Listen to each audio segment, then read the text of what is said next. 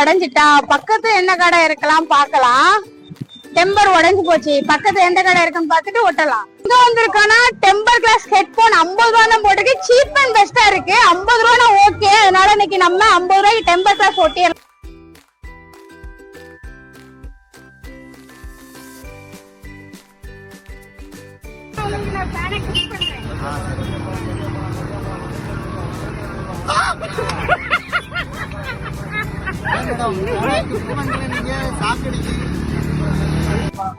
இது என்னன்னு பாக்குறீங்க, லைட் மாதிரி இருக்கா, ஆனா லைட் இல்ல. நம்ம கேர்ள் எல்லாம் யாராவது நம்ம நைட்ல தனியா போகும்போது மிஸ்யூஸ் பண்ணாங்க அப்படின்னா இத கொண்டு வேகமா இப்படி எடுத்து இப்படி அடிச்சா சரியா போச்சு. ஏன்னா இது ஈஸியா இருக்கா.